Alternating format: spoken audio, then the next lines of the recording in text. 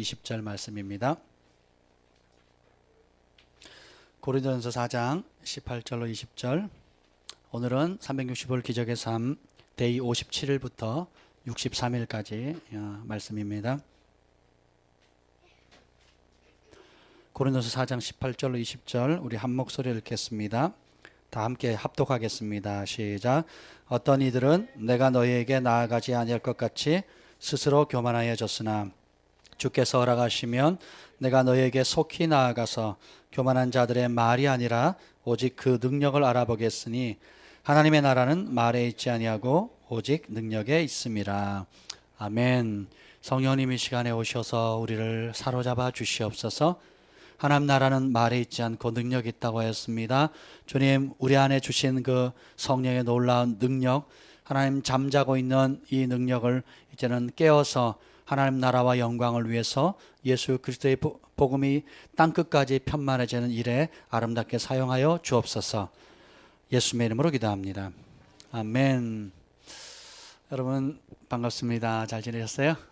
아멘. 예. 또 인터넷으로 보고 있는 우리 예언이 엄마에게도 축복합니다. 득진 자매님께도 축복하고요. 그 가정을 축복합니다.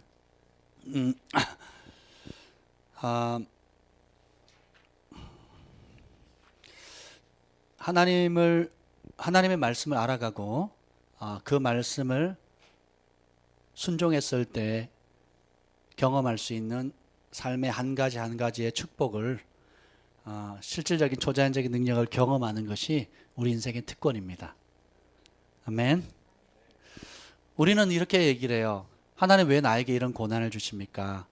왜 나에게 이런 어려움을 주십니까? 내가 예수 믿으면 잘 될 줄 알았는데 왜 나한테 이러저러한 말로 다 표현할 수 없는 그런 어려움들을 내 삶 가운데 일어납니까? 그리고 그런 내가 원치 않는 어려움들, 그런 힘겨움들을 도저히 내가 이길 수 없는, 당할 수밖에 없는, 왜 그런 환경 속에 내버려 두셨습니까? 하는 일들을 따라서 합니다. 누구나 경험한다.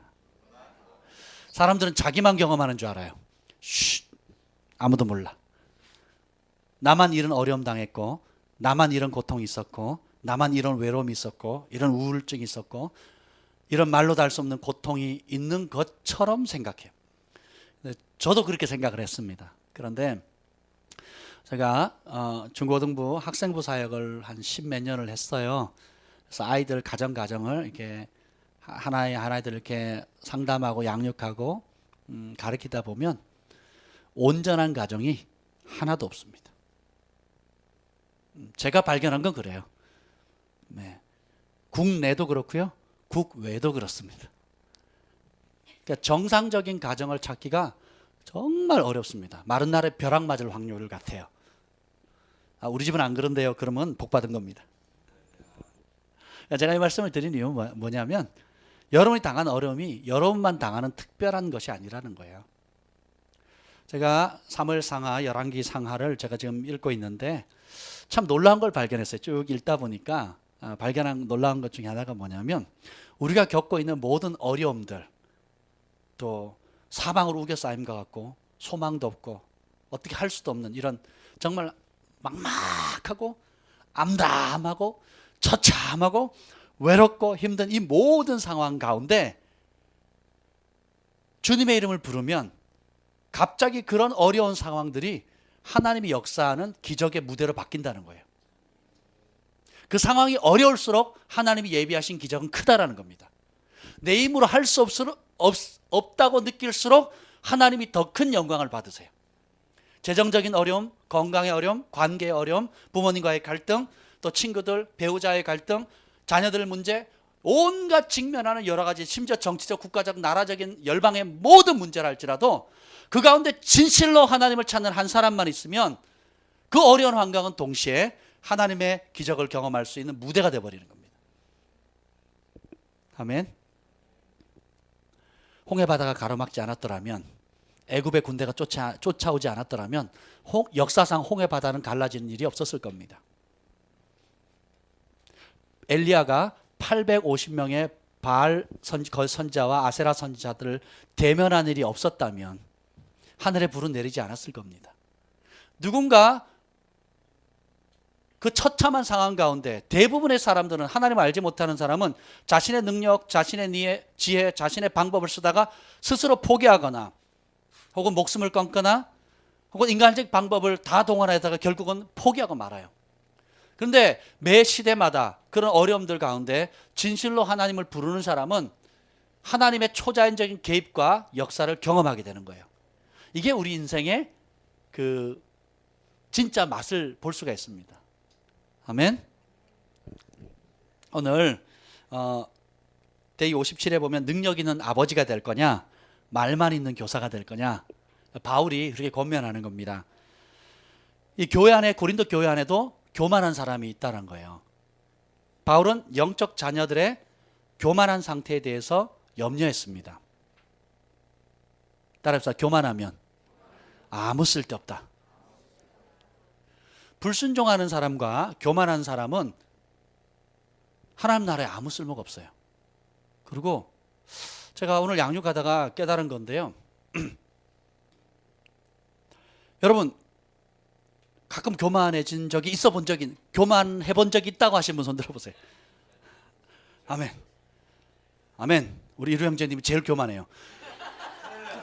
그래서 경찰서에 와가지고 교만죄로 체포합니다. 그래서 감옥에 넣거나 심지어는 무기징역 혹은 사형을 시킵니까? 아니죠. 조금 교만했다고 해서, 아니면 대놓고 교만했다고 해서 검찰이 와가지고 당신은 교만죄로 걸렸습니다, 중범죄입니다, 무기징역, 사형, 이렇게 하냐 말이에요.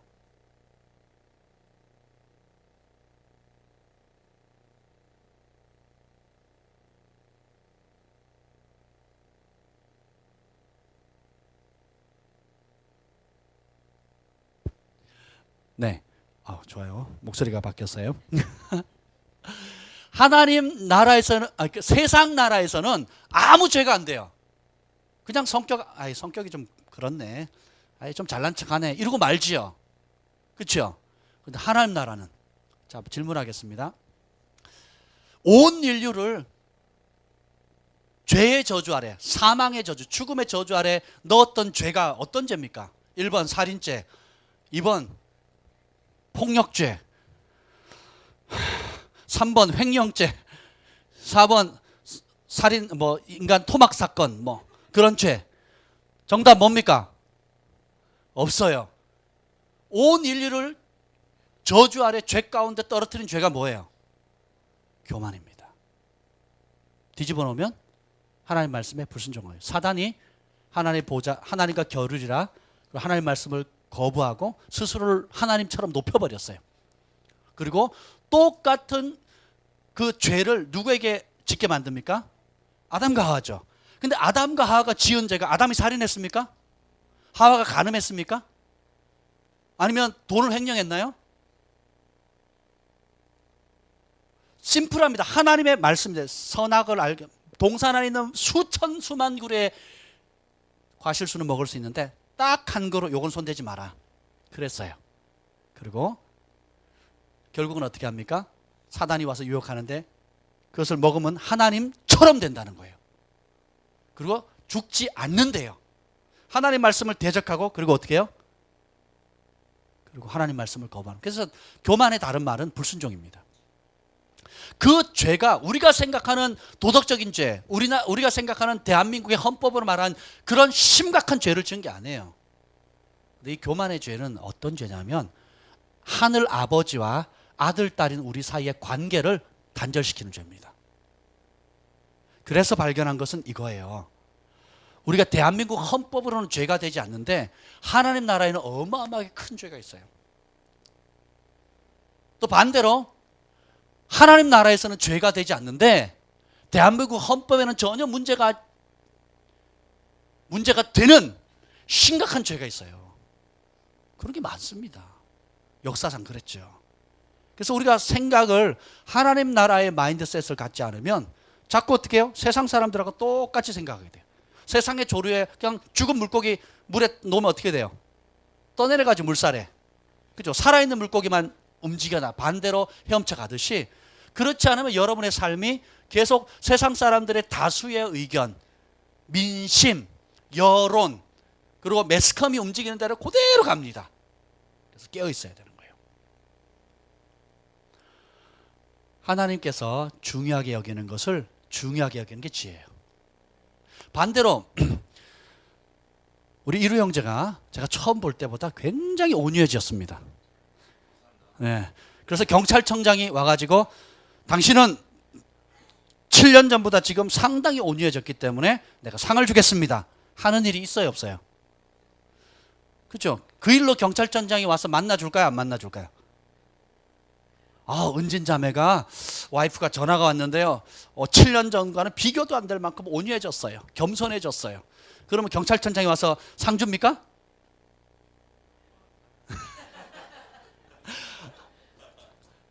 안 줘요.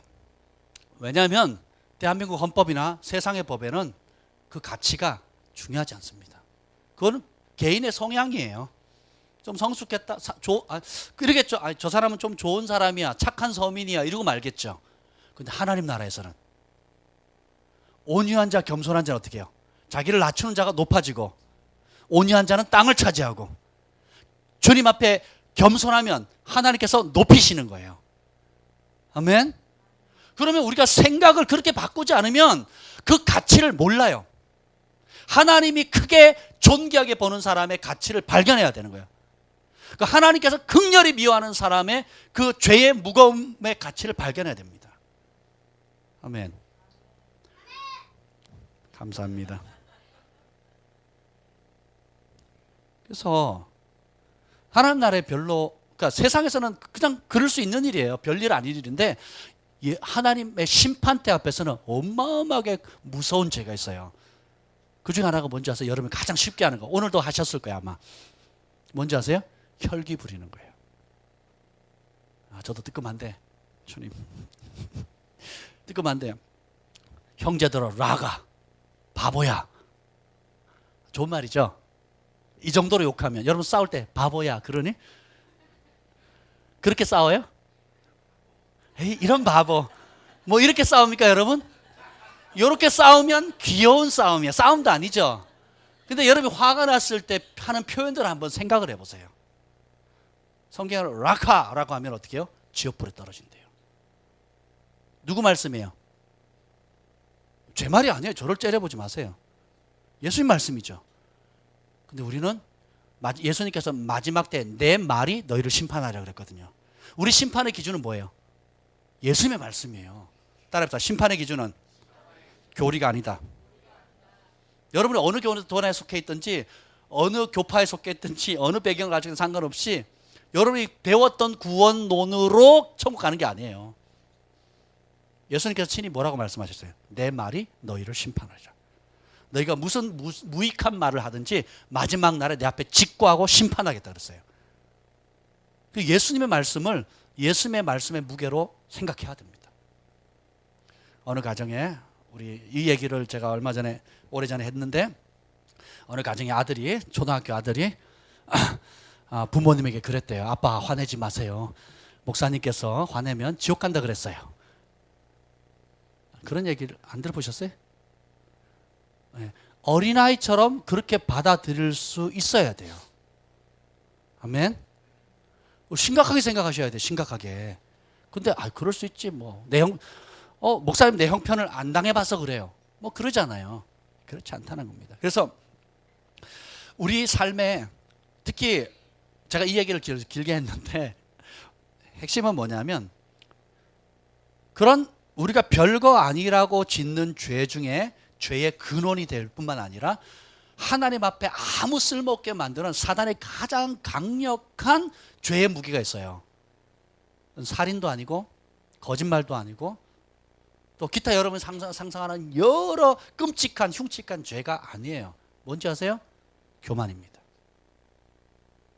오늘 어떤 일은 내가 너에게 나아가지 않을까 해서 스스로 교만하여졌으나 주께서 허락하시면 내가 너에게 속히 나아가 교만한 자들의 말이 아니라 오직 그 능력을 알아보겠으니.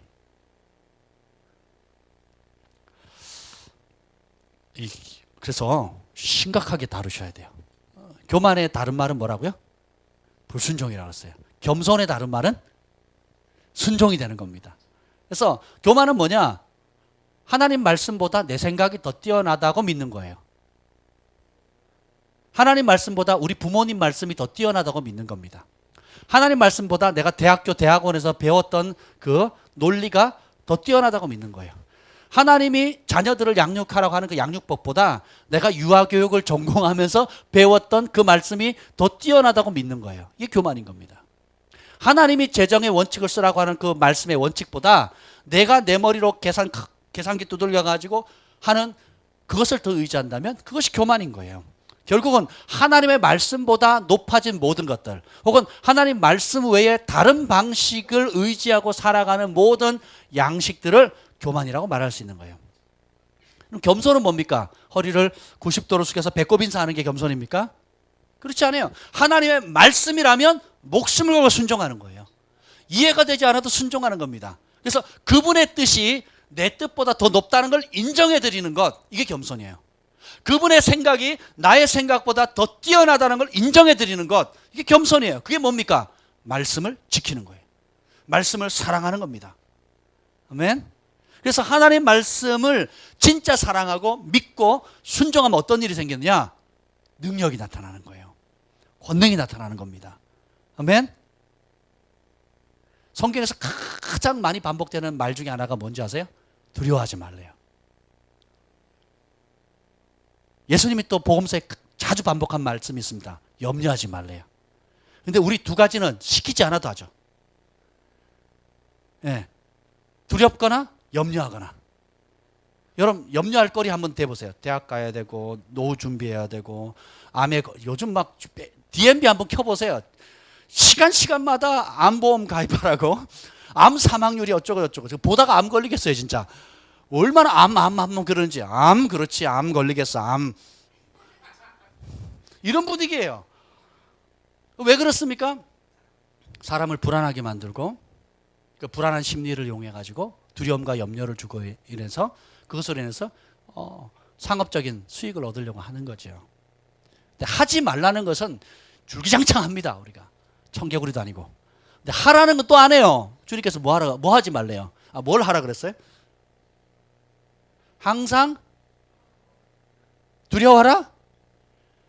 어느 교회 다니세요? 정말 잘하시네. 항상 쉬지 말고 범사에 할렐루야. 감사하면 화가 나죠? 화내면서 감사해 보세요. 되나 안 되나? 감사는 어떻게 돼요? 감사합니다. 고맙습니다. 그렇죠? 표현도 안 되네. 인상 쓰면서 한번 감사합니다 해보세요. 되나? 안 되죠? 항상 기뻐하라 그랬죠? 그리고 염려가 되는 걸 아니까 뭐예요? 쉬지 말고 염려하라가 아니라 쉬지 말고 그 염려를 하나님께 올려드리는 걸 뭐라 그래요? 기도예요. 하나님 이런 문제가 있어요. 저런 문제가 있어요. 아뢰는 겁니다. 그래서 쉼없이 염려의 제목을 그냥 하나님께 말씀드리면 기도가 되는 겁니다. 그리고 모든 일에 감사해. 몇 가지 일? 범사가 무슨 뜻이에요? 영어로는 뭡니까? Everything이에요. Everything. Everything의 원어적 의미가 뭔지 아세요? Everything입니다. 잘하죠? 여러분, 그래서 관점을 바꾸셔야 돼요. 그럼 겸손이 뭐냐? 항상 기뻐하고 쉬지 말고 기도하고 범사에 감사하라는 이 말씀을 내 능력을 믿고 따르는 것. 감사할 수 없는 상황인데 감사하는 것. 이게 진정한 겸손이에요.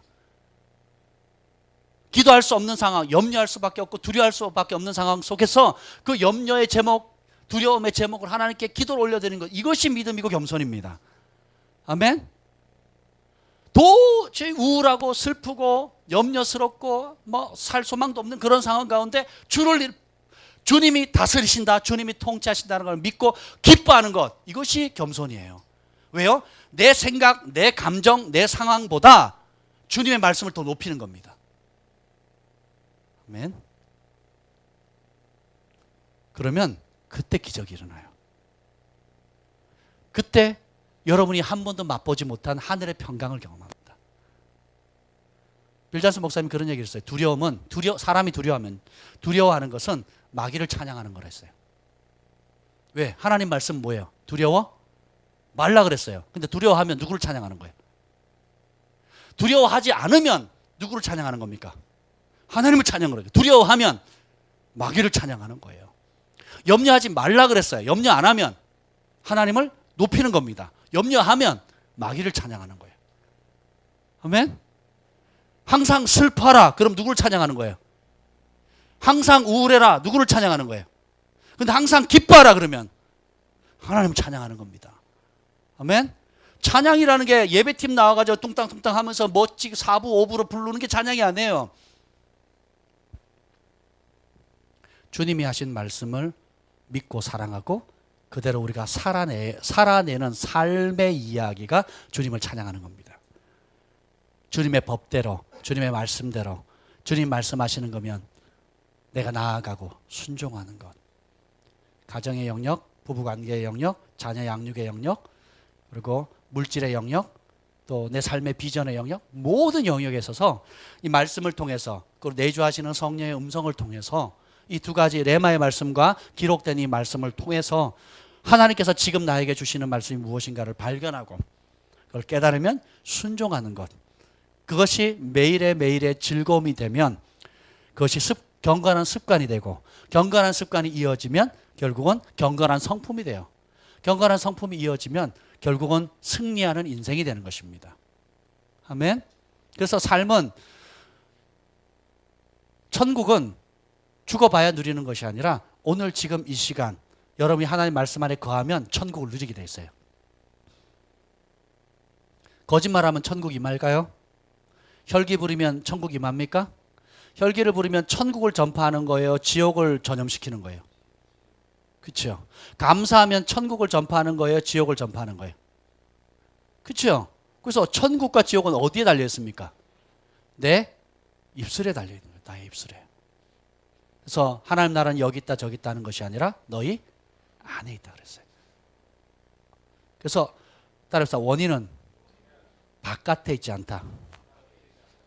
내 속에 쓴뿌리가 있으면 계속 쓴물이 나오는 거예요. 내 속에 단물이 있으면 단물이 나오는 거예요. 그래서 하나님께 그렇게 구하셔요. 내가 자꾸 쓴물이 나오고 혈기, 분노, 짜증, 우울, 그리고 탓하는 것, 또 비판하는 것 이런 것이 나오면 내 남편 때문에 그런 게 아니에요. 내 아내 때문에 그런 게 아닙니다. 뭐예요? 내 안에 그것이 있는 거예요. 그러면 정직하게 하나님, 내 안에 혈기가 있습니다. 내 안에 분노가 있습니다. 내 안에 불평이 있습니다. 내 안에 원망과 탓함이 있습니다. 내 안에 인색함이 있습니다. 내 안에 뭔가 모르는 염려와 두려움이 있습니다. 주님 다뤄주십시오. 부부간에, 여러분 결혼하면, 결혼하신 분만 알아요. 부부간에 자주 말다툼이 일어나는 원인 중에 하나가 뭔지 아세요? 처음에는 이제 아이를 갖게 되면 자녀 양육이나 아이를 대하는 문제가 있고, 그리고 대부분의 공통적으로 갖는 어려움이 뭐냐면 재정 문제입니다. 재정을 어떻게 다룰 것인가 굉장히 심각한 어떤 그런 부분들이 있어요. 그리고 부모님을 공경하는 문제라든지 아니면 친인척과의 관계 속에서 어떻게 할 건가. 그렇죠? 예. 근데 생각을 해보세요. 그 재정의 영역도 서로 비율을 못 맞춥니다. 여보 얼마를 주면 만족하겠어요? 예. 액수가 계속 바뀌어요. 500만 원으로 올랐어요. 그럼 만족하겠대요. 매달 500만 원 주면 만족하겠대요.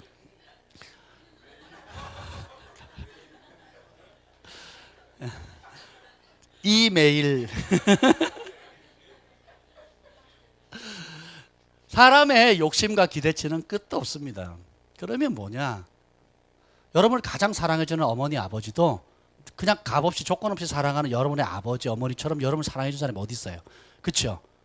그럼에도 불구하고 여러분 아버지 어머니가 여러분을 모두 100% 만족시켜줄 수 있어요 없어요? 오히려 그런 사랑 받으면서 짜증내죠. 엄마 옷이 이게 뭐야?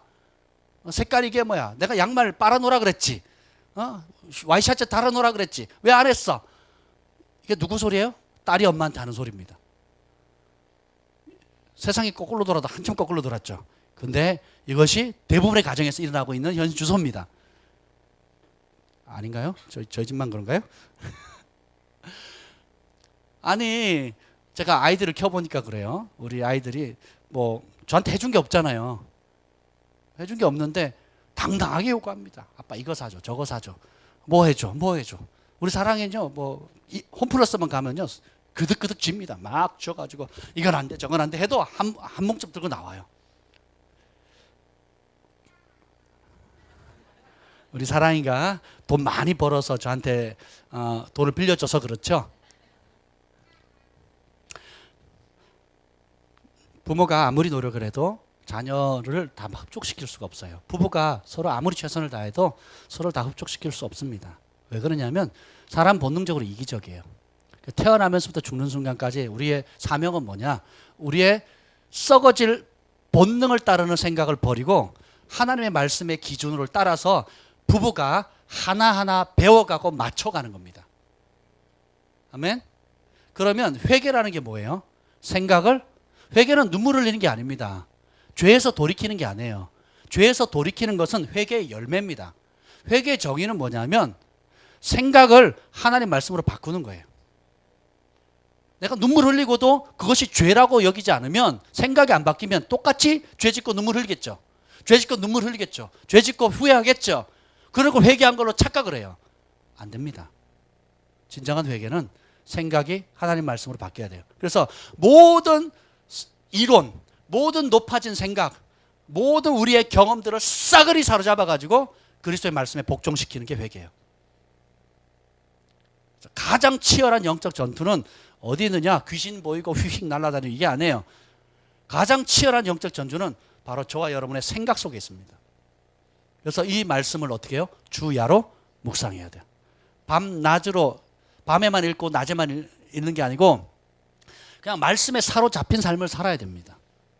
그래서 우울해지면 그건 내 거예요? 사단이 준 거예요? 천국에 우울함이 있어요? 없어요? 그러니까 어떻게 해요? 우울증은 내 게 아니다. 버려야 되겠죠. 항상 기쁨이 내 거예요. 기쁨이. 아멘?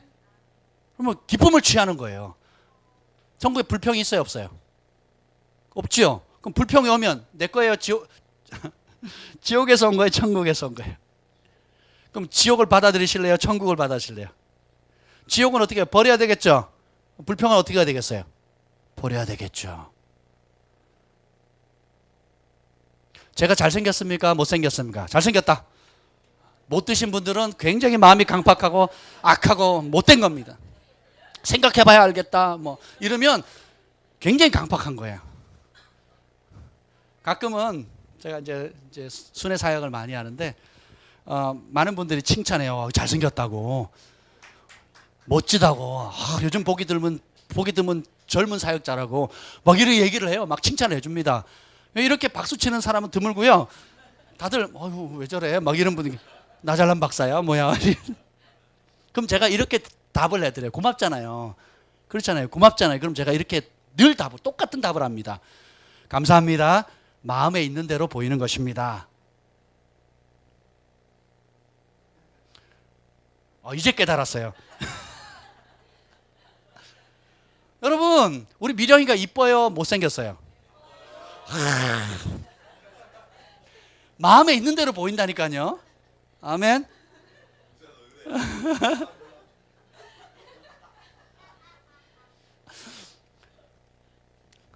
여러분, 아무리 못생긴 코가 눌러져 있고 정말 이렇게 눈이 쪽째져 있고 또 살은 오겹살인 아기를 봤는데 엄마 눈에는 이뻐요? 못생겼어요? 왜요? 사랑하니까. 제가 결혼하기 전에 그걸 이해를 못했어요. 아니 신생아를 이렇게 봤는데요, 붉은 게 뭐 빨간 반점이 있고요, 이게 이티인지 사람인지. 근데요 그걸 보려고 사람들이 병원에 막 있잖아요. 막 이쁘다, 막 엄마를 닮았다, 아빠를 닮았다, 어떻게 엄마 아빠 좋은 점만 닮았냐 막 이러는데 제가 속으로 가증한 것들, 어디 저게 이뻐, 이게 짐승 물에 불긴 무슨 뿔담하는 우동도 아닌 것 같은 라면 같은 얼굴인데 뭐가 이쁘다고 저러라 막 그랬어요.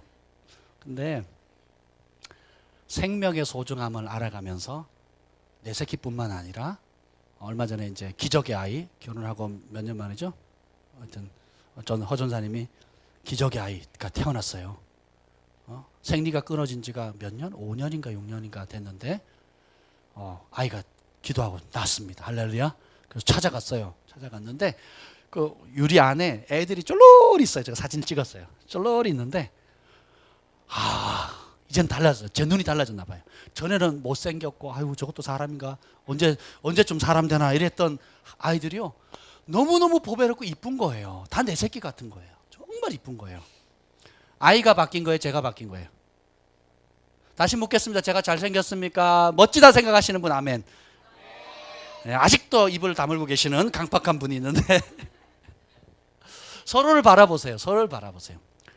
세상에 서로 바라보시라니까요. 서로. 둘씩 바라보세요. 보세요. 저렇게 생긴 사람이 없어요. 아니 50억, 60억 인구 중에 지금 옆에 있는 저렇게 생긴 사람이 단 한 명도 없다니까요. 따라해보자. 희귀성, 희소성. 그 하나만으로도 가치가 있습니다. 다이아몬드가 왜 비싸요? 그 광물 자체가 독특한 그 단단함이 있고 아름다움이 있는 것도 있지만 또 하나의 특성이 뭐예요? 다이아몬드가 길거리 가는 데마다 있으면 그게 비쌀까요? 구하기가 어렵기 때문입니다. 아멘. 예. 그래서 여러분은 서로를 그렇게 바라봐 주셔야 됩니다. 하나님의 나라는 어린아이와 같은 사람 같이 받들어야. 제가 아이들을 이렇게 유심히 봐요. 이제 우리 집에 아이들이 많아져가지고 애들이 보면요, 애들은 학력으로 사람을 평가하지 않습니다. 아이들은 외모로 판단하지 않아요. 외모로 판단했으면 우리 봉수만 좋아했을 거예요. 근데 우리 온유에게 물어요. 온유야, 세상에서 누가 제일 좋아? 그러면 아빠요. 그래. 그럼 아빠랑 오늘 잘래요? 잘래? 그러면 아니요, 할머니랑 잘래요. 너 아빠를 세상에서 제일 사랑한다 그랬잖아. 그래, 아빠랑 잘래? 아니요, 할머니랑 잘래요. 그래서 밥 먹다가 그랬어요. 그래서 어제 너 아빠를 세상에 제일 사랑하는 거 맞아? 네. 그럼 오늘 아빠랑 자자. 그랬더니 네. 하고 울기 시작하는 거예요. 아니야, 됐어. 오늘 할머니랑 자. 그래, 아빠 사랑하는 걸로 좋게. 그랬더니 할머니랑 자라 그랬더니 막 빵긋빵긋 신나가지고 막. 왜 그런지 아세요? 저희 방에 오면 자 그러면 불 끄고 바로 자야 돼요. 할머니 방에 가면 숨겨놨던 간식 그리고 딱 불 끄는 시간도 한 2-3시간 후에 장난치고 놀고 막 책 읽어주고 이야기해주고 노래 가르쳐주고 신났어요. 신났어. 찬양하고 예배하고 막 방언하고 기도하고 막 난리가 나요. 그러니까 애들이 안 자니까 얼마나 좋아요.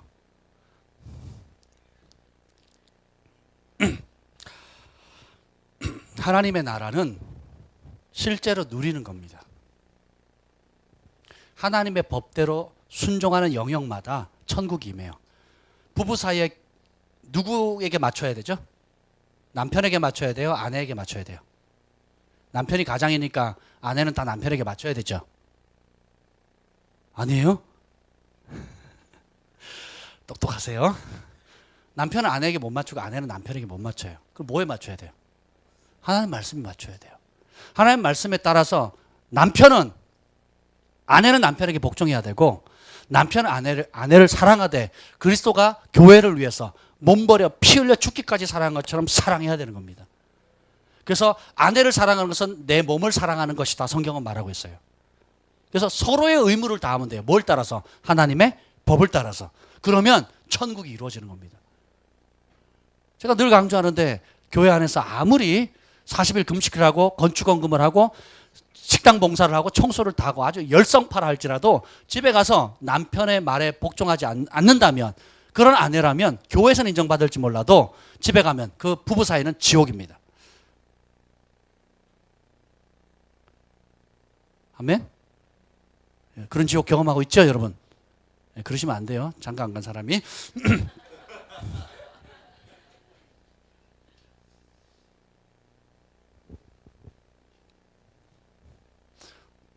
하나님의 나라는 말에 있지 않습니다. 그리고 능력이 있어요. 이 능력이라는 게 두나미스라고 하는 건데, 사람이 할 수 없는 초자연적인 능력을 표현할 때 두나미스라는 단어를 써요. 근데 우리가 오늘날 교회에서는 하나님 나라에 대해서, 하나님 나라는 로고스에 있지 않고 두나미스에 있다. 로고스라는 건 뭐예요? 기록된 말씀이거든요. 기록된 문자에 있는 게 아니에요. 천국은 죽어서 경험하는 게 아닙니다. 지금 이 순간 여러분 매일의 삶 가운데 경험하는 거예요. 아멘. 아침에 제가 나가서 말씀을 준비하고 들어올 때에 8층에서 우리 사랑이가 갑자기 창문을 열고 밑을 내다보면서 아빠 막 하는 거예요. 그러면 보고 싶었어요. 한 10년은 떨어진 아이처럼 보고 싶었어요. 아빠 사랑해요. 막 누가 그랬죠. 근데 그 모습을 보는데 막 꼭 그런 느낌 있죠. 어떤 느낌이냐면 이해가 되시는지 모르겠는데 제가 죽었어요. 죽었는데 천국에서 많은 앞서간 믿음의 선진들 가운데 내가 아는 사람들 있잖아요. 그 사람들이 빨리 와 사랑해요 막 이런 느낌. 다시 말하면 그 짧은 순간이었는데 천국을 경험하는 것 같았어요. 이 아이가 왜 이렇게 전심으로 아빠를 환영할까요? 저희 집에 한번 가보셔야 돼요. 제가 문을 열고 딱 들어가죠. 사랑이, 소망이, 온유가 막 발광을 하면서 달려나옵니다. 우리 온유 춤추는 걸 여러분 한번 보셔야 되는데. 그러니까 천국은 기쁨의 나라입니다. 사랑의 나라예요. 아멘. 그 기쁨을 빼앗기지 마세요. 염려에게 빼앗기지 마시고 두려움에게 빼앗기지 마십시오. 쓸데없는 염려, 쓸데없는 걱정, 특별히 자기 연민 굉장히 위험합니다. 믿음은 자기를 묵상하는 게 아니에요. 믿음은 내가 얼마나 연약한 존재인가, 내가 얼마나 무능력한 존재인가, 나는 어떤 실패를 경험했는가 하고 자기를 묵상하고 바라보는 게 믿음이 아니에요.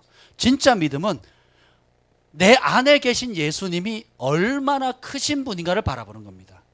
내 안에 계신 성령님이 얼마나 놀라운 분인가를 바라보는 거예요. 내 안에 계신 예수님이 이 문제와 함께 하신다면, 내가 걱정하고 염려하는 이 문제에 함께 하신다면 어떤 일이 벌어질 것인가를 바라보는 게 믿음이에요. 그것이 관계 영역이든 재정의 영역이든 삶의 영역이든 인생의 비전의 영역이든 지금 겪고 있는 심각한 문제든 간에 상관없이 그 문제에 예수님이 함께 하신다면, 예수님이 그 문제를 다루신다면 어떤 일이 벌어질 것인가를 바라보는 게 믿음이에요. 그러면 기뻐할 수 있습니다. 감사할 수 있어요. 아멘. 기도할 수 있어요. 그래서 기도할 수 있는데 왜 걱정하십니까? 그런 찬송을 누가 만들었잖아요. 그렇죠? 기도할 수 있는데 왜 걱정하냐고, 왜 염려하냐고. 기도하면 주님께서 들으세요. 왜냐하면 우리가 믿는 하나님은 살아계신 하나님이십니다. 아멘. 근데 교회가 왜 이렇게 우울해지고 생명력이 없고 낙담하고 좌절하고 인간적인 모임이 있는가? 저는 그런 얘기를 많이 들어요. 저를 가끔 상담하시는 분들이 이제 오시는데, 전통적인 교회에 가서 이제 남선교회나 뭐 여선교회 이렇게 모이면, 남선교회 모이면 예배만 딱 드리고 난 다음 그 다음부터는 세상 얘기 안 돼요. 주식 얘기하고 뭐 또 세상에 뭐, 그러니까 일반 예수 믿지 않는 직장 생활하면서 직장인들이 하는 얘기를 그대로 한다는 거예요. 그러니까 그 얘기 들으면 우울해지죠. 그리고 좀 잘 나가는 사람은 교만하고 우쭐해하고, 또 거기에 상대적으로 그런 혜택을 못 받는 사람은 기죽고, 그렇죠? 그러니까 소망이 없는 거예요. 왜 그러느냐? 오늘날 교회는 하나님의 능력은 없고 하나님이 어떤 분이라고 하는 좋은 교리, 훌륭한 티칭만 넘쳐요. 그런데 하나님을 만날 수가 없어요. 그러니까 좋은 교리 그리고 좋은 티칭에 우리가 동의하면 그냥 되는 걸로, 그러니까 지적인 유희만 누리고 사는 겁니다. 그러니까 생명력이 있어요, 없어요? 그것을 계속 반복하게 되면 어떤 일이 되냐면 종교인을 만들어내게 됩니다. 저 목사님 잘 가르쳐. 저 목사님 별로야. 이분 100점. 저분은 잘 모르겠네. 이러고 있는 거예요. 여러분, 좋은 교리나 훌륭한 티칭에 그것도 귀한 거죠. 거기에 동의한다고 여러분 천국을 경험하는 게 아니에요. 하나님 나라는 공교로운 화려한 말에 있는 게 아니에요. 말쟁이들이 너무 많습니다. 저도 찔리는데, 하나님 나라는 말에 있는 게 아니라 말을 했으면 그것이 살아낼 수 있는 능력, 살아냈을 때 나타나는 하나님의 나라, 이것을 경험할 수 있어야 되는 겁니다.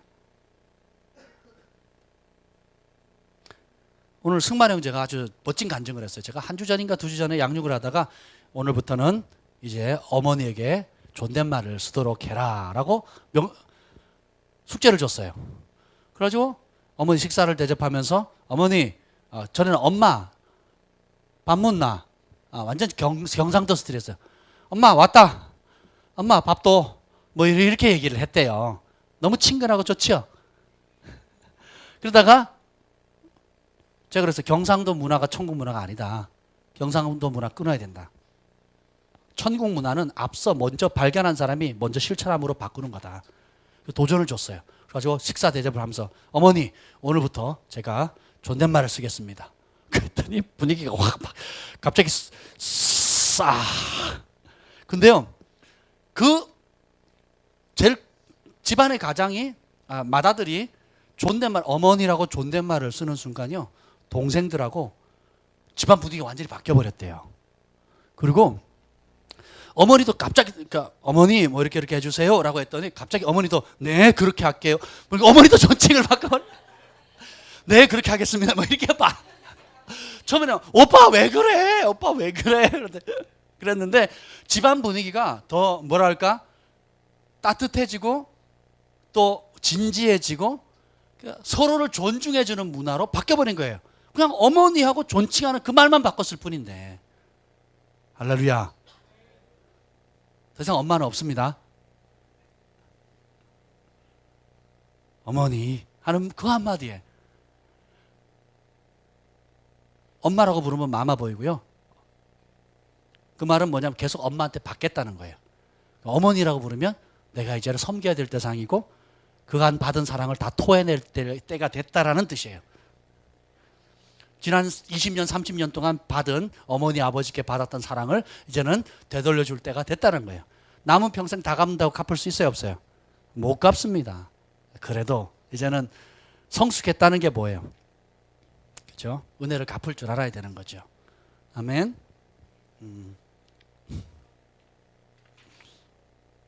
따라합시다. 하나님은 하나님의 책보다 크신 분이다. 마태복음 22장 29절에 보면 너희가 성경도 하나님의 능력도 알지 못하는 거로 오해하였도다. 많은 사람들이 성삼위 하나님을 지금 알티 캔달이라고 하는 목사님 책을 제가 번역하고 있는데 거룩한 불이라고요. 그 웨스트민스터 채플 그 마틴 로이드 존스 목사님의 후임자시고 지금 전 세계 복음주의 자의 거장입니다. 자타가 공인하는 거장인데 그분이 사모님이 병에 걸리셨다가 그 성령 운동하시는 분들 오순절기에 통해서 기도를 받고 그 병이 나아버린 거예요. 그래가지고 이분이 성령에 대해서 마음을 여시고 마틴 로이드 존스 목사님이 성령님에 대해서 얼마나 진지하게 그 성령 세례에 대해서 가르친 거를 지금 막 그걸 가르치고 있는 거예요. 그래서 복음주의와 은사주의가 굉장히 갭이 멀었는데 그걸 이제 브릿지 역할을 하고 계시는 겁니다. 아멘. 그전에는 머리로 말았는데 실제로 자기가 알고 있는 그 교리 지식이 아무리 탁월해도 웨스트민스터 채플의 그 마틴 로이드 존스 목사님의 후임자가 됐다는 것만 해도 전 세계에서는 추앙받을 수 있는 어마어마한 지도자라는 걸 인정받는 건데 아내가 아프니까 무기력해지는 거예요. 방법이 없어요. 내가 교리적으로 믿는 하나님은 능력 있는 하나님인데 현실로 나타나는 하나님은 아무 능력을 못하는 거예요. 내가 존경받는 전 세계의 지도자들이 내 설교를 듣고 있는데 그런 말씀을 전 세계에 있는 지도자들이 추앙하면서 듣고 있는 그 설교를 전하는 이 하나님의 말씀이 내 아내를 못 고치는 거예요. 아이러니죠. 거기에 깨진 겁니다. 그리고 겸손히 하나님 살아계시면 찾아가겠다고 성령의 역사가 있는 곳에 가서 기도를 받는데 아내가 나와버린 거예요. 그 사모님이. 그래가지고 지금 난리도 아닙니다. 알티 캔달 하면요 정말 제가 그 책을 번역하고 있는데 기도 좀 해서 시간이 지금 너무 빠듯한데 한 달밖에 안 남았어요. 3분의 1을 했는데 근데 그분이 이런 얘기를 했어요. 우리는 성삼위 하나님을 성부 하나님, 성자 하나님, 성경 하나님을 믿고 있습니다.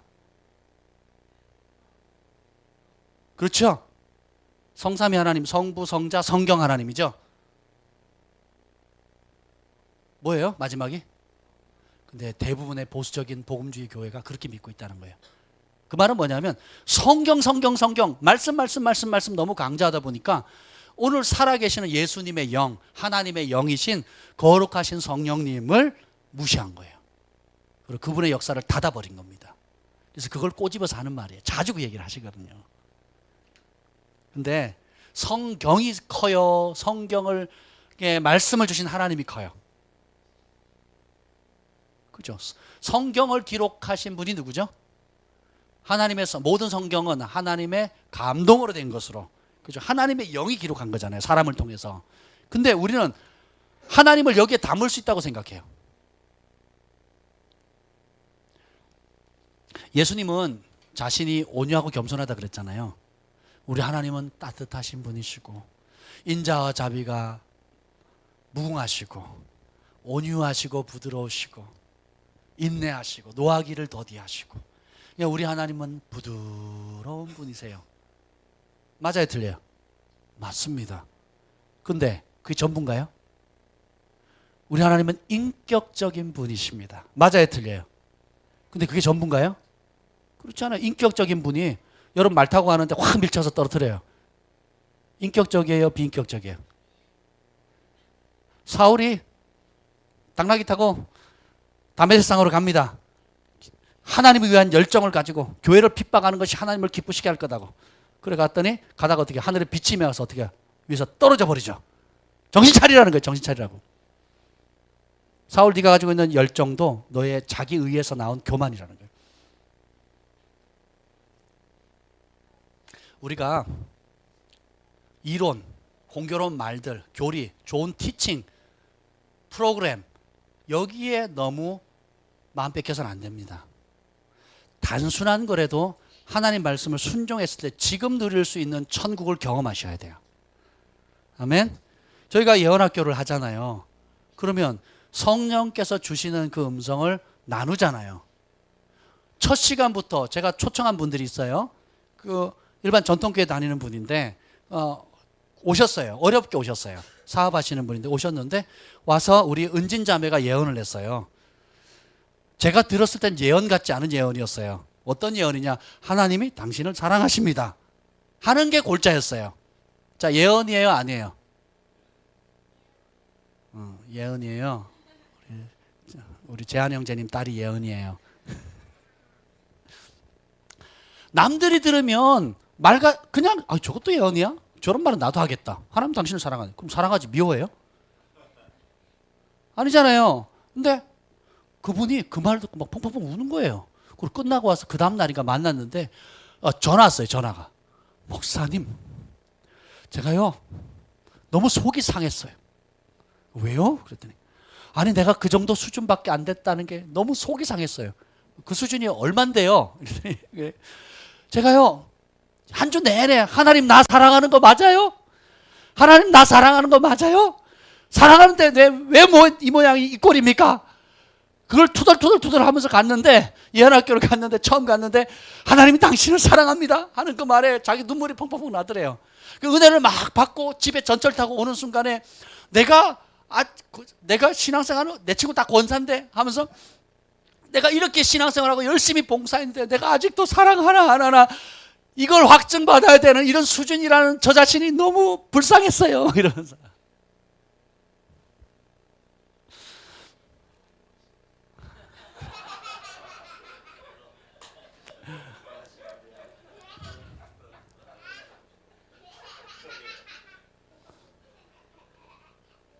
하나님이 세상을 사랑하시고 모든 사람들을 사랑한다는 누구 다 알아요.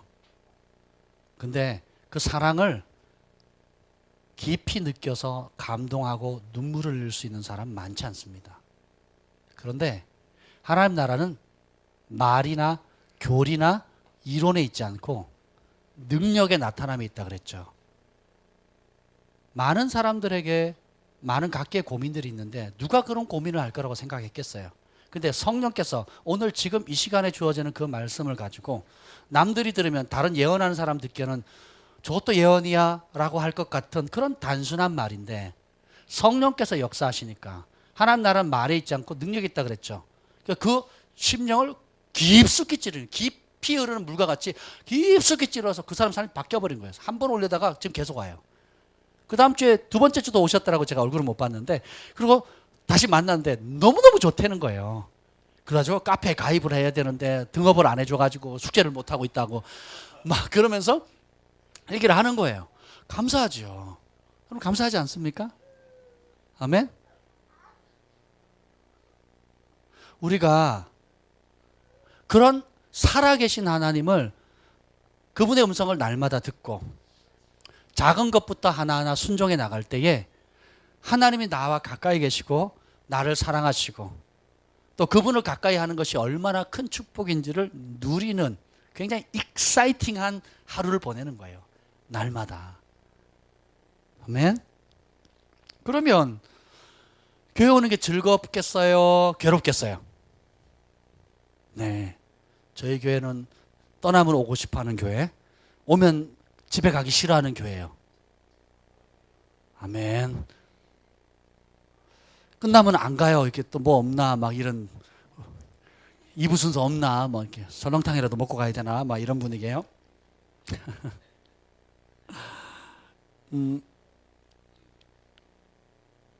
하나님을 만나도록 이끌어주지 않는 모든 가르침들은 우리를 더 종교적으로 만들 수밖에 없습니다.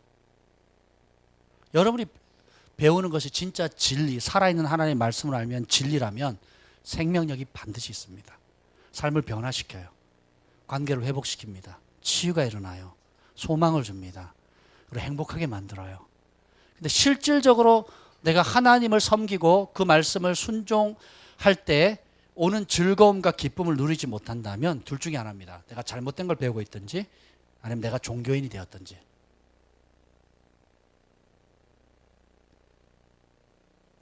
우리는 성경이 있으니까 더 이상 표적이나 성령의 역사가 필요 없다라고 많은 보수적인 교회에서 가르쳐요. 그래서 자신들이 하나님의 능력이 없는 것, 하나님의 권능이 없는 거에 대해서 그 이유를 온갖 교리로 다 만들어 버립니다. 그 대신에 뭐 하는 줄 아세요? 프로그램 만들어요. 무슨 학교. 그래서 뺑뺑 돌립니다. 1년 내내 학교 만들어요. 그 뺑뺑 돌려요. 그리고 뭘 하냐면 성도들에게 아무리 배워도 나는 부족한 사람이에요. 아무리 배워도 자격증은 받았는데, 서티피케이션 받았는데, 그리고 또 다른 스쿨 하니까 난 또 거기 부족한 거예요. 중부학교 부족해. 그 다음에 뭐 섬김학교, 뭐 또 온갖 프로그램들이 많아요. 결혼학교, 또 먼 학교. 막 정신없이 돌아가요. 정신없이. 2날개, 3날개, 5날개 막 돌립니다. 팽팽 돌려요.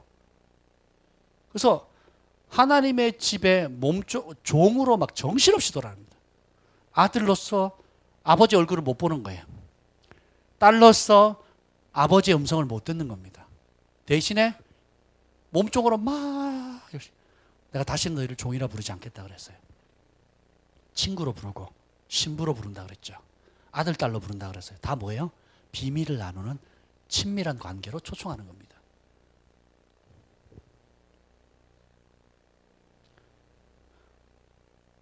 진정한 계시는 하나님을 만나고 경험하게 만들어요. 제가 책 읽기를 한 10년 전에 바꿨어요. 책 사는 걸 좋아하고 책 읽기를 좋아하는데 제가 지금도 그러지만 어디 갈 때 책을 안 들고 가면 불안해요. 그래서 늘 책을 데이트할 때도 중요한 책을 들고 가서 지하철 타고 가면서 읽고 또 미리 30분, 1시간 전에 가서 읽으면서 기다렸어요. 그리고 데이트하고 나서 돌아올 때도 지하철에서 책 읽으면서 그렇게 왔습니다. 그렇게 책 읽는 걸 좋아했어요. 군대 가기 전에 책을 수백 권 사뒀습니다. 그리고 제대하고 나서 또 유학 가기 전에 책 박스만 50박스를 놓고 갔어요. 그리고 가서 막 잔뜩 또 유학 가서 뭐 책 사가지고 왔는데 둘 곳이 없어요. 지금 창고에 또 책이 박스로 이렇게 있는데 누가 책을 사는 법을 지도를 안 해줘가지고 그냥 좋은 책 샀어요. 비싼 밥 굶어 가면서 책을 샀는데 지금 생각해 보니까 물론 안 사는 것보다 나아요. 안 읽는 것보다 나은데 누가 옆에 좀 지도해 줬으면 정말 유익했을 텐데. 이게 뭐냐, 그냥 보기에 좋은 이론서가 아니라 제가 책을 고르는 방법이 있어요. 실제로 하나님을 대면한 분, 실제로 하나님 대면해서 하나님의 음성을 듣거나 하나님을 대면한 분, 엘리야처럼 모세처럼, 그리고 예수님처럼, 베드로, 야고보, 요한처럼 실제로 영광의 주님을 바라보신 분들이 있다면, 그리고 그분의 삶의 열매가 아름답고 사역의 열매가 아름답고 끝이 아름다우신 분들, 이런 분들이 있으면 그런 분을 발견하면 그분의 책을 다 삽니다. 10권이건 50권이건 100권이건 다 사버려요. 그리고 다 읽어버립니다. 그리고 순종하죠.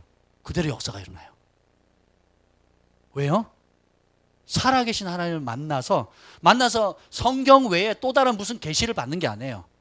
이 성경 안에 있는 진리가 이 시대에, 이때, 이 상황에 필요한 말씀을 그 하나님을 대면한 사람들이 순종했을 때 놀라운 기적의 역사를 경험하거든요. 그러면 저도 그걸 믿음으로 취합니다. 그리고 그 상황에, 비슷한 상황에서 똑같이 순종하면 똑같은 역사가 일어나는 거예요. 그래서 그것이 제 삶을 바꾸고 하나님에 대한, 하나님이 어떤 분인가를 알아가게 되는 겁니다. 재정의 영역에서 심고 거두는 법, 또 예언적인 영역에서 하나님과 어떻게 친밀함을 갖고 하나님의 음성을 듣는 법, 치유의 영역에서 사람들을 어떻게 하나님의 능력으로 마귀의 일을 멸하고 하나님의 능력으로 치유하는지, 그런 앞선 거장들, 하나님을 대면한 사람들, 그런 열매 맺는 사람들의 글들을 소중히 여기고 그리고 그대로 믿고 순종하면 하나님 나라가 경험되어지는 겁니다. 아멘. 예수님의 사역의 비결은 바로 아버지께서 보여준 그것대로 행하고 들려준 그것대로 행하는 것입니다. 그러니까 결국은 예수님이 12제자를 뽑은 이유가 뭐냐면 병든 사람을 모든 병을 고치고 모든 귀신을 내어쫓고 자기와 함께하게 하려고, 따라해서 함께하게 하려고. 데살로니가에 보면 예수님께서 십자가에 달려 죽으신 이유가 나옵니다. 그게 뭐냐? 자든지 깨든지 주와 함께하려고 이렇게 나와요. 그래서 바울은 또 이렇게 표현하죠. 로마서 14장에 보면 우리가 살아도 주를 위해 죽어도 주를 위해 죽나니 사나 죽으나 우리가 주의 것이로다. 우리가 처음 주님을 만났을 종의 마인드는 주를 위하는 삶이에요. 살아도 주를 위해서 죽어도 주를 위해서. 그런데 더 깊은 단계 종의 마인드셋에서 넘어가면 아들과 신부의 개념으로 들어가게 되면 자든지 깨든지 주님과 함께하는 거예요. 오늘 승만 형제가 아주 자마라고 하는 비싼 기타를 샀어요. 중고로. 누구를 돕는다고 해서 사인을 해달래요. 그래서 작게 쓸까 그랬더니 크게 써달래요. 그 판 뒤에다가 크게 썼어요. 뭐라고 썼겠어요? 제가 with Jesus라고 썼어요. 예수님과 함께. 옛날 같으면 for 뭐 이렇게 나왔을 거예요. 주님을 위하여 뭐 이렇게 했을 거예요. 그런데 안 해요. 함께하는 것이 가장 큰 축복입니다. 자든지 깨든지 주와 함께하는 것. 주님이 내 안에, 내가 주님 안에. 그래서 그것을 믿는 것, 인정하는 것, 그리고 그 음성을 존중하는 것, 분별해서 맞으면 순종하는 겁니다. 그러면 삶이 새로워져요. 풍요로워지는 것입니다. 우리 인생의 최고의 사명은 바로 아버지의 뜻을 이루어 드리는 거예요. 주기도문이 뭐죠? 너희는 이렇게 기도하라. 하늘에 계신 우리 아버지여, 이름이 거룩히 여김을 받으시며 나라가 임하옵시며 뜻이 천국에서 이루어진 그대로 이 땅에 이루어지이다. 그걸 구하라는 거예요. 하나님이 듣고 싶어하는 기도래요. 예수님이 하나님이시잖아요. 예수님이 와서 제자들이 기도하는 법 가르쳐 주세요. 아버지께 뭐라고 기도하면 좋겠습니까? 그랬더니 이렇게 하늘에서 천국에서 이루어진 뜻이 이 땅에 그대로 이루어지도록 기도하라는 거예요. 그래서 우리는 여러분 한 사람 한 사람이 천국의 문입니다. 창세기 28장에 야곱이 본 하늘 사닥다리처럼 천사들이 오르락 내려가는 천국 문이에요. 그래서 여러분들이 하나님의 법, 말씀을 발견하고 성령께서 지금 주시는 그 말씀을 붙들면 그 순간 하늘이 열려버립니다. 예수님은 그런 열린 하늘 아래에서 사역을 하셨거든요. 그래서 예수님이 가면 어떻게 됩니까? 천국이 임하는 거예요. 예수님께서 재미있는 얘기를 해드릴게요. 여기가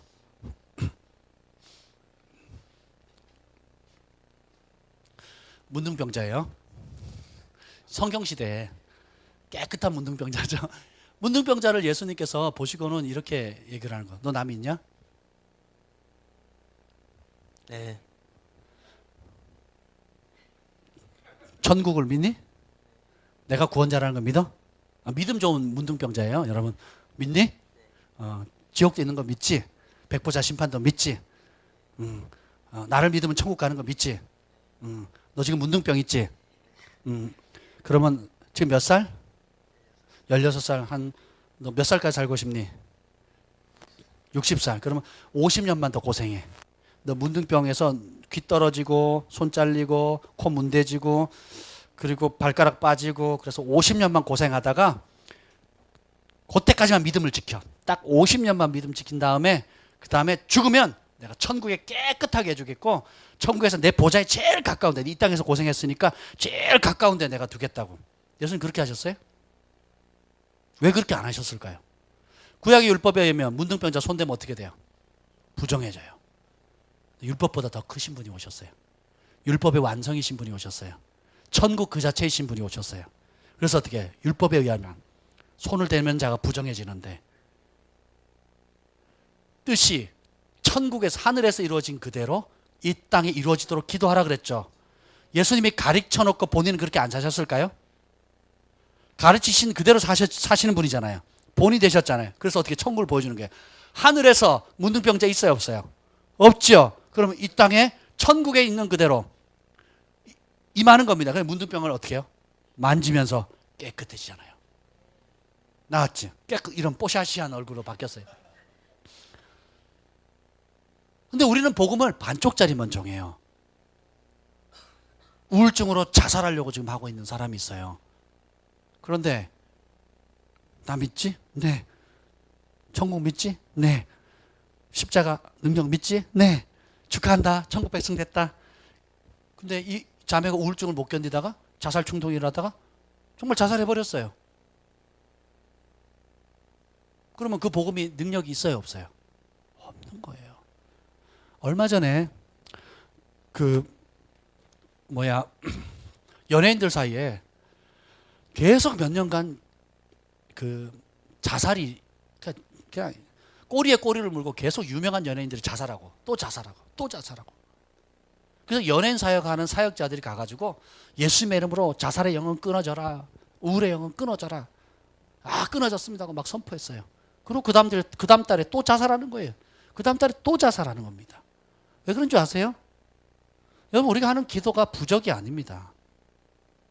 제가 깨달은 게 뭐냐면 천국은 하나님 말씀을 순종하는 그 영역만이에요. 어떤 유명한 연예인, 여러분 이름만 대면 다 아는 분들이에요. 연예인이 귀신 들려서 왔어요. 자기는 귀신 들린지도 몰랐죠. 청년 집회하는데 1000명 모이는데 왔어요. 제가 아는 사역자가 기도해 드렸는데 유명한 영화 배우입니다. 유명한 영화 배우인데 왔어요. 그래가지고 기도를 받았습니다. 사역자인데, 저랑 친한 사역자인데, 외국에서 온 사역자인데 기도를 받았어요. 그러더니 귀신이 드러나는 거예요. 그 속에서. 그리고 자유케 됐어요. 할렐루야. 그리고 하나님 살아계심을 경험했어요. 그분이 우울증에 막 시달리고 자살 충동에 시달리고 온갖 어려움들에 시달렸거든요. 그리고 오죽 잠을 못 자니까. 그래서 와서 기도받고 자유케 돼버렸습니다. 근데 그러면 사람들이 막 그걸 막 축하해줬어요. 막 기뻐하고 막 그랬었단 말이에요. 그런데 어떻게 됐느냐. 제가 다시 영화를 봤어요. 그분이 나온 영화를. 선전하는 거를. 또는 걸 봤는데요.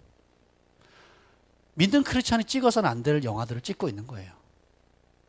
다시 말하면 하나님의 능력은 경험은 하는데 하나님 나라의 원리인 그 하나님 말씀을 안 받아들이는 거예요. 귀신에 시달리는 건 싫은데 자유케 되고는 싶은데 하나님 주시는 그 진리의 말씀, 순결한 말씀, 정결한 말씀, 거룩한 말씀을 받고 주인을 하나님으로 바꾸기는 싫은 거예요. 내가 지금 누리는 명예와 못 바꾸겠다는 거예요. 내가 지금 누리는 죄악 그리고 쾌락이 주는 그 유익들, 그것을 인해서 내 몸을 통해서 이 몸의 값어치를 통해서 수많은 사람들에게 음란한 영을 퍼뜨리면서도 나는 이 명예와 이 부와 이 인기를 하나님의 말씀에 그 거룩한 하나님의 말씀을 못 바꾸겠다는 거예요. 그걸 안 가르쳐요, 사람들이. 적당히 죄를 지어도 천국 갈 수 있다라고 사역자들이 가르치는 거예요. 주인이 안 바뀌면 여러분은 결국 여러분에게 어떤 주인이든 주인이 있어요. 인정하든 인정하지 않든 모든 세상 사람들은 주인이 있습니다. 여러분의 주인은 여러분 자신이 아니에요. 하나님이 주인인 삶을 살든 마귀가 주인인 삶을 살든 하나님의 영의 다스림을 받든 세상의 영의 사로잡힘을 거룩한 영의 사로잡힘을 받든 더러운 영의 사로잡힘을 받든 어느 쪽이든지 주인이 있다니까요. 그걸 안 바꾸면 뭐예요? 계속 악순환이 되는 겁니다. 예수님의 이름으로 떠나가라 한다고 되는 게 아니에요. 자기가 좋아서 끌어당기면 이전보다 7배나 더한 악한 영들이 들어오는 거예요.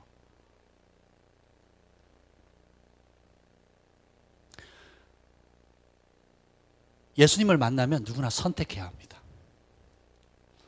따라서 예수님을 만나는 것은 아주 위험한 일이다. 여러분이 진리를 대면하면요, 진짜 영원한 축복을 받든지 아니면 진짜 영원한 지옥을 선택하든지 굉장히 위험한 선택의 상황에 놓여 있는 겁니다. 진리를 사랑하고 대가를 지불하겠다는 사람에게는 평생에 바꿀 수 없는 축복의 기회이고, 그걸 알면도 불구하고 세상이 좋다라고 생각하는 사람은 그 진리를 대면하면 어떻게 되는 줄 아세요? 영원한 지옥을 선택하는 분기점이 되는 거예요. 그래서 여러분 진짜 하나님의 사람을 만나거나 진짜 하나님의 영을 받은 예언자를 만나거나 진짜 하나님의 진리를 전하는 메신저를 만나면 여러분 굉장히 위험한 상황에 놓여져 있는 겁니다. 과거의 죄된 삶을 끊고 진리의 길로 갈 거냐, 아니면 그것이 적나라하게 내 모습과 실상과 앞으로 장래의 길이 드러남에도 불구하고 죄악의 길로 여전히 갈 거냐, 쾌락의 길, 욕심의 길로 여전히 갈 거냐 선택하게 되는 거예요. 저희가 김포에 있으면 가끔 이렇게 유명한 분들이 찾아오세요. 가끔 기도 받으려고 상담하려고 옵니다. 그러면 제가 웃으면서 그런 얘기를 해요. 와주셔서 감사하다고. 그 김포 시골까지 오시잖아요. 감사하다고. 근데요, 마음이 열리면 이런 얘기합니다. 저희를 만난 건 굉장히 위험한 겁니다. 이렇게 인사를 해요. 그럼 막 웃어요. 그 왜 그러냐고. 부자 청년이 예수님을 만났을 때 어떻게 해야 영생을 얻으리까? 좋은 질문이에요, 나쁜 질문이에요? 막 달려와가지고 그 흙바닥에 무릎을 탁 꿇으면서 물었어요. 어떻게 해야 영생을 얻으리까? 겸손한 사람이에요, 교만한 사람이에요? 그래서 예수님이 그 사람 사랑했어요, 미워했어요? 사랑했습니다. 근데 예수님의 십계명 지켰냐 묻죠? 다 지켰습니다. 우쭐했어요. 한 가지 부족한 게 있다. 네 재산 다 팔아라. 가난한 자에게 나눠줘라. 그리고 하늘의 상급을, 그러면 하늘의 상급이 쌓인다. 그랬더니 어떻게 해요? 근심하고 돌아가지요. 출발은 좋았는데 끝이 나빠요. 예수님을 만나면 빛과 어둠이 공존할 수 없듯이 쫙 나눠지는 겁니다. 홍해바다 갈라지듯이. 오늘날 교회 갔다 왔으면 어떻게 했겠어요? 새신자 양육 좀 받으시라고. 새신자 양육. 그래도 안 바뀌면 그러면 기초 리더십 훈련을 좀 받으시라고. 내적 치유 좀 받으시고 뭐 좀 하시고 그랬겠죠. 근데 예수님은 붙잡지 않아요. 왜요? 말씀 그 자체이신 예수님께서 와서 직접 대면해서 알려준 겁니다. 진리를 결국은 영적인 애증의 법칙이 있어요. 사랑하는 것에 끌리게 돼 있어요. 미워하는 것과는 멀어지게 돼 있습니다. 말세의 징조 중에 하나가 많이 배우지만 끝내 진리에 이르지 못한대요. 왜요? 자기가 욕심을 사랑하는 사람은 아무리 진리를 배워도 욕심이 있는 자리로 가버려요. 근데 진리를 사랑하는 사람이 있으면 아무리 어려운 환경 속에 있다 할지라도 빛을 발합니다. 요셉을 보세요. 아마 내적 치유를 하면 요셉처럼 극심한 아픔과 상처와 고통을 받은 사람이 없을 겁니다. 여러분 형, 누나, 동생이 여러분 팔았다고 생각해 보세요. 노예로. 그거 얼마나 상처가 컸겠어요. 평생 아버지 얼굴도 못 보고 어머니 얼굴도 못 보고 10대 때. 근데 핑계 대려면 얼마든지 상처받을 수 있었지만 그가 결국은 뭐예요? 하나님 앞에서 사는 삶. 하나님 앞에. 왜 그렇습니까? 그가 하나님을 사랑했거든요. 만군의 여호와를. 그래서 내가 유혹의 기회가 왔을 때 어떻게 하면 내가 어찌 여호와 앞에 득죄하리요? 사람보다 하나님을 더 크게 보는 삶을 살았습니다. 이게 요셉이 총리가 되게 만들었던 근본적인 능력이에요. 이제 의인은 고난이 많으니라. 제가 어렸을 때 받았던, 지금까지 신학교나 이렇게 받았던 성경적 복음들, 이렇게 강의나 설교 이렇게 들어보면 참 인간적인 복음을 많이 들었다는 생각이 들어요. 그러니까 예수님이 말씀하시는 복음은 그렇지 않거든요. 그렇죠? 예수 믿으면 어려움 없어진다, 이렇게 전도 많이 하거든요. 만사형통된다. 기도원도 보면 만사형통 뭐 이렇게 나오잖아요. 그래요? 이게 뭐예요? 반쪽짜리 복음이고 인간의 비위를 맞춰주는 복음인 거예요. 미가야 선지자가 450대 1로 예언을 합니다. 여호사밧 이스라엘 왕이 진격해서 싸우면 이길 거냐, 다들 이긴다고 막 그렇게 얘기하는데 미가야 혼자 뭐예요? 가면 죽습니다. 돌아와서 내 얼굴 보면 내 손에 장을 지지겠습니다. 막 이런 분위기였죠. 선지자들도, 교회 지도자들도 사람의 비위를 맞추는데 너무 익숙해져 있어요. 사람을 두려워하는 겁니다. 옥하는 목사님도 마지막 노년에 내가 이 말 전하려고 했더니 암흑의 장로가 눈앞에 아른거리고, 저 진리를 전하려고 했더니 교회에 영향이 있는 권사님이 눈앞에 아른거려서 못 전했대요. 그래서 전한 게 뭐냐, 사람들 귀에 즐겁고 또 누가 들어도 불편함이 없는 그런 메시지를 전한 것을 회개한다고 울면서 회개하셨거든요. 그래서 교회는 성장했는데 능력이 없는 거예요. 탄식하셨거든요. 후배 목사님들이 제발 노년에 곱게 가시지 왜 그러시냐고 말리고 말렸단 말이에요. 그래도 어떻게 해요? 내가 깨달은 거, 내가 인생을 살아보니까 남들은 성공했다, 복음주의 3인방 중에 거장인데 남들은 성공했다고 얘기하지만 성공한 게 아니라는 거예요. 성공한 게 아니래요. 하나님 앞에 성공한 게 아니래요. 후배들 제발 그 길 오지 말라고 그렇게 전함에도 불구하고 안 받아들이죠. 생각을 해보세요. 마태복음 7장처럼 여러분들이 예수님 앞에 섰는데 장봉수 너 누구냐? 모른다 이러시면 정말 심각한, 저 글로벌 파이어 교회 다닌 장봉수예요.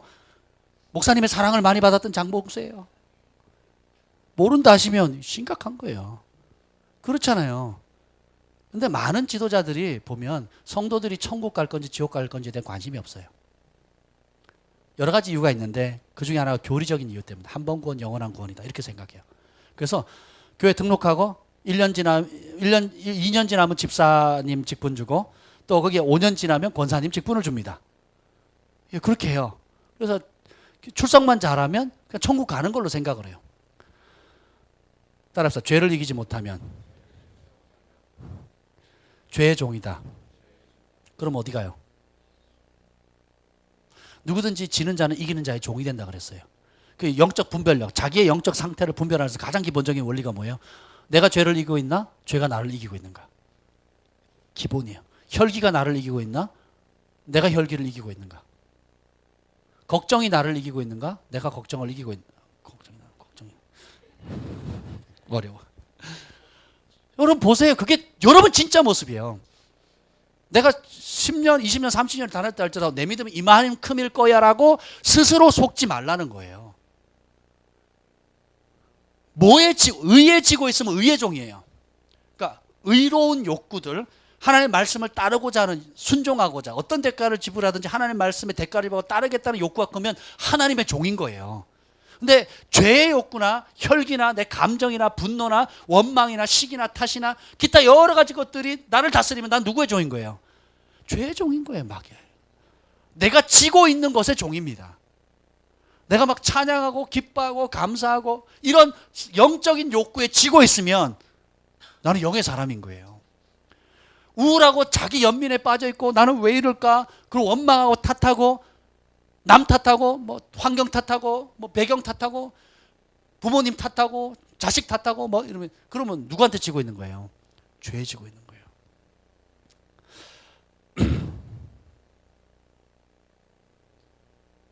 하나님 나라는 오늘 지금 이 시간에 누릴 수 있습니다. 여기 있다 저기 있다 하는 것이 아니라 따라합시다. 내 안에 있다. 아멘. 내 안에 하나님께로부터 나오지 않은 모든 것들은 어떻게 해요? 내 것이 아니다라고 대적하시면 돼요. 혈기 떠나가라. 분노 떠나가라. 걱정 염려 떠나가라. 자기 연민 우울 떠나가라.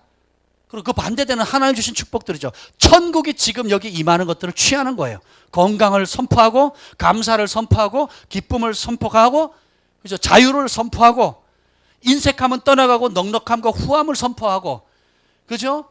미움을 내보내고 사랑을 선택하는 겁니다. 천국과 지옥은 바로 여러분 안에 있어요. 무엇을 선택하시겠습니까? 예수님이 오신 이유는 마귀의 일을 멸하려고 했어요. 마귀의 일이 뭐예요? 도적질하고 죽이고 멸망시키는 거라 했잖아요. 그렇죠? 그럼 하나님의 아들이 오신 이유는 마귀의 일을 멸하려고 했는데 우리가 마귀의 일을 멸하기는 고사하고 마귀 짓을 하면 마귀의 종이죠. 그래서 우리는 권세를 취해야 합니다.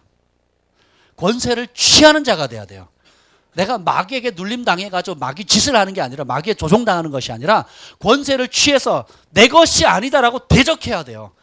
여러분이 가장 그것을 내 것이 아닌 것을 분별할 수 있는 가장 쉬운 방법이 뭐냐면 여러분 이제까지 거듭났을 때 가장 성령 충만했을 때 여러분의 감정, 성령 충만했을 때 여러분의 반응, 성령 충만했을 때 여러분이 하나님과 관계 누렸던 온갖 자유들 있죠. 그것이 아닌 모든 것을 거절하는 거예요. 성령 충만했을 때 내가 도무지 용서하지 못할 그 인간을 용서하게 되잖아요. 그리고 내가 정 같으면 막 탓하고 원망하고 막 화를 낼 것 같은 일인데 어떻게 해요? 성령 충만하니까 이뻐 보이고 또 나를 공격하는 그 사람이 불쌍해 보이는 거예요. 제가 성령 충만하기 전에는 이랬어요. 내가 왜 이런 집에 태어났을까? 우리 아버지, 우리 어머니 왜 이러실까? 나는 왜 이런 가정에 태어났을까? 막 그랬었어요. 근데 회개하고 거듭나고 성령 충만함 받으니까 나를 핍박한 아버지가 그렇게 불쌍한 거예요. 그리고 그 아버지를 위해서 금식했다는 마음이 드는 거예요. 그리고 작정 기도를 하게 되고요. 그리고 축복이 나오기 시작하고요. 그리고 아버지뿐만 아니라 그 할아버지 때로부터 받았던 영향력들에 대한 이해가 생기고요. 그리고 아버지가 나를 얼마나 사랑하고 희생했는지에 대한 감사가 나오고요. 내가 우리 가족을 위해서 중보하지 않으면 안 되겠다는 거룩한 부담감이 생기고 그래서 명절 되면 집에 가면 장손이 제사 안 지낸다고 쫓아내요. 쫓겨나면서도 가요. 저는 제 할 도리 하니까 자식 명절 인사 나 명절에 제사 지내러 가는 게 아니라 우리 아버지 어머니 인사드리러 가는 거니까 가서 인사드리고 쫓겨나요. 몇 년을 그랬습니다. 몇 년을. 장손이 제사를 안 지내니까 힘들죠. 근데 지금은 아무도 제사를 안 지냅니다. 할렐루야. 처음에 아버지 열받아가지고 지방을 안 떼시더라고요. 화났다는 표시였어요. 난 속으로 할렐루야 그랬어요. 그 다음에는 제상을 뒤집어 엎더라고요. 저희는 장손이니까 매달 제사가 있어요. 거의 매달 제사가 있거든요. 그 다음 달에는 제사상을 뒤집어 엎어요. 내가 속으로 할렐루야 그랬어요. 그리고 그 다음 달에 제사를 드는데 처음에는 지방을 안 붙이더니 이제 제상 제가 원래 제사상 지내면 끝나고 나서 가족들이 맛있게 먹잖아요.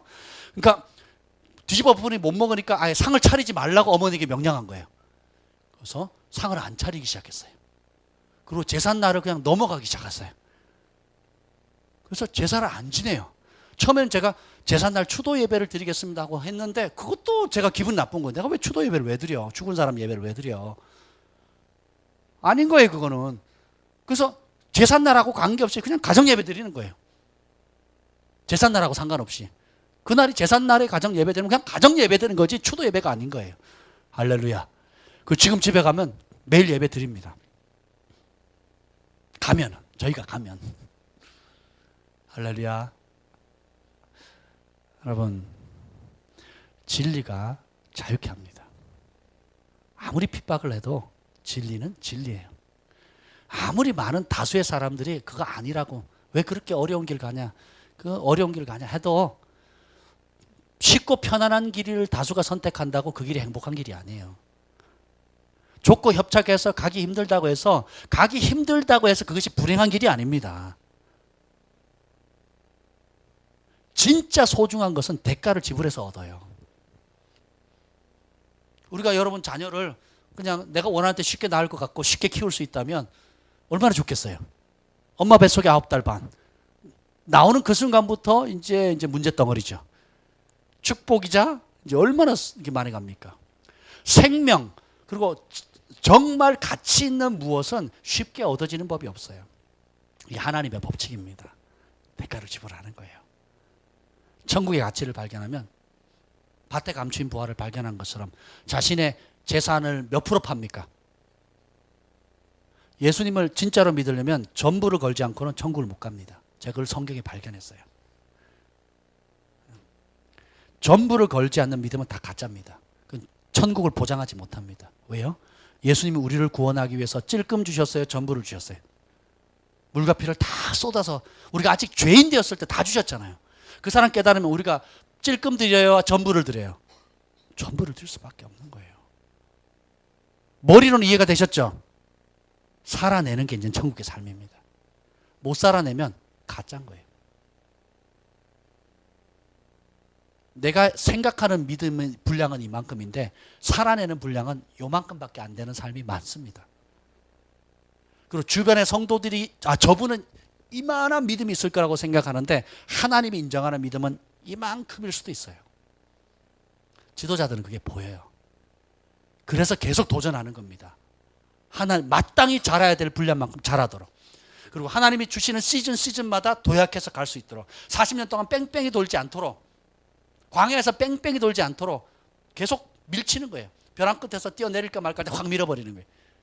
믿음의 발걸음을 내딛도록. 아멘. 한 가지만 말씀드리고 마치겠습니다. 소위 기도를 많이 하거나 또 영적으로 좀 깨어있다고 하는 분들은 이런 얘기를 해요. 내가 하나님께로 직접 듣겠다. 직접 들은 것만 하겠다. 그런 얘기 들어보셨죠? 지도자들 가운데도 그런 말씀, 다른 사람 말 안 듣는 사람들이 있어요. 내가 직접 듣겠다. 직접 계시를 받아서 직접 듣는 것만 하겠다. 실제로 들었거든요. 순종했더니 놀라운 역사 있었거든요. 근데 존비비어 목사님에게 하나님께서 이런 말씀하셨어요. 내 백성들이 나로부터 모든 필요를 직접 그 정보나 필요한 모든 것을 직접 듣는 그것만 하도록 만들었다면 나는 나의 교회의 권위를 세우지 않았을 거래요.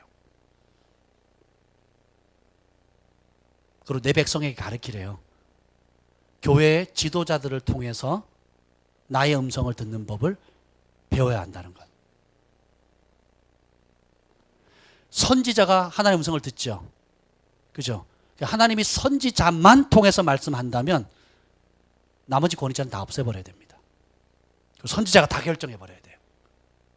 근데 하나님의 지혜는 그렇지 않다는 거예요. 첫째는 사도요, 둘째는 선지자요, 셋째는 복음 전환자요. 권위와 질서를 세우셨잖아요. 하나님 나라는 민주주의 국가가 아닙니다. 하나님 나라는 킹덤, 왕의 통치, 왕국이에요. 왕이 결정하는 대로 움직이는 나라입니다.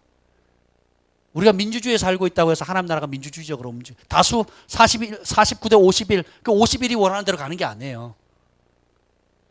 1대 99라 할지라도 1이 진리 가운데 있으면 그 1을 따라가는 겁니다.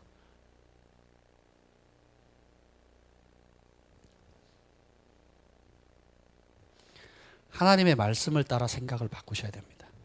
권위 아래 즐거이 거하고 순종하고. 뿌리가 들린 나무는 결코 열매 맺을 수가 없습니다. 뿌리가 깊이 박혀야 양분을 건조해지고 가뭄이 와도 뿌리가 깊은 나무는 깊은 곳에 있는 물을 끌어당겨서 사시사철 열매를 맺습니다.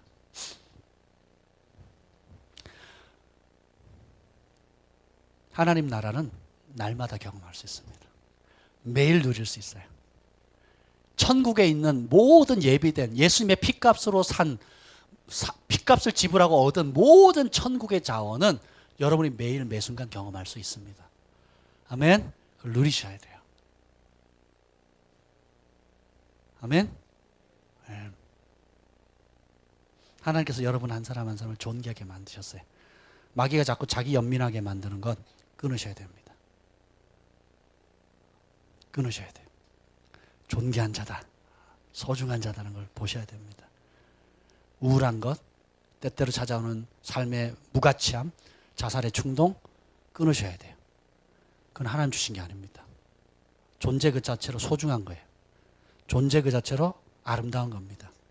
그리고 내가 내 삶을 계획한 것보다 하나님이 내 삶을 계획한 것이 더 큽니다.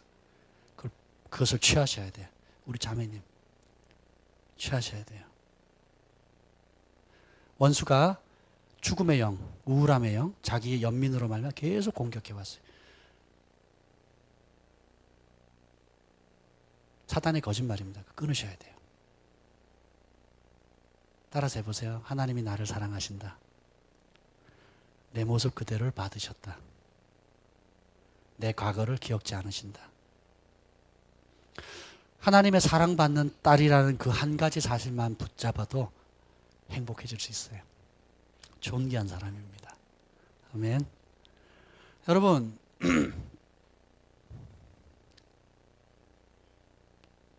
천국은 멀지 않습니다. 회개하라. 천국이 가까웠다. The kingdom of God is at hand. At home 그러면 어떻게 돼요? 집에죠. At hand 그러면 손에 있는 거예요. 손에. 손만 뻗으면 닿을 거리고 손에 있는 거예요. 잡으면 되는 거예요. 여기 있다 저기 있다 하는 게 아니에요. 그리고 심지어는 어떻게 해요? 우리 안에 있어요.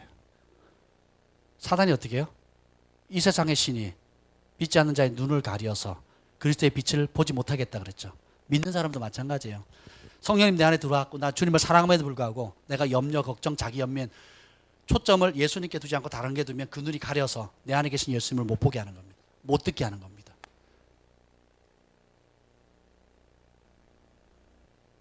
오늘 이 밤에 우리 기도할 때 이렇게 기도했으면 좋겠어요. 주님, 주님의 나라, 주님의 통치, 천국을 지금 경험하게 해 주옵소서. 내 안에 있는 주께로부터 나오지 않은 모든 지옥의 세력들을 끊습니다. 천국을 선포합니다. 생명을 선포합니다. 축복을 선포합니다. 하나님 소망을 선포합니다. 비전을 선포합니다. 이제 나를 묵상하는 삶에서 주님을 묵상하는 삶, 나를 사랑하는 삶에서 주님을 사랑하는 삶으로, 무가치한 삶에서 존귀한 삶으로 하나님 천국 하늘의 뜻이 이루어진 그대로 지금 내 삶 가운데 이곳 가운데 임하게 하여 주옵소서. 평강을 주시고 사랑을 주시고 거룩함을 부어 주시옵소서. 자유를 모든 묶임으로부터 자유케 하여 주옵소서. 하나님 나라는 말에 있는 것이 아니라 능력에 있습니다. 성령님 권능으로 오늘 이곳에 임하여 주옵소서. 우리가 한 30분 동안 통성으로 기도하겠습니다.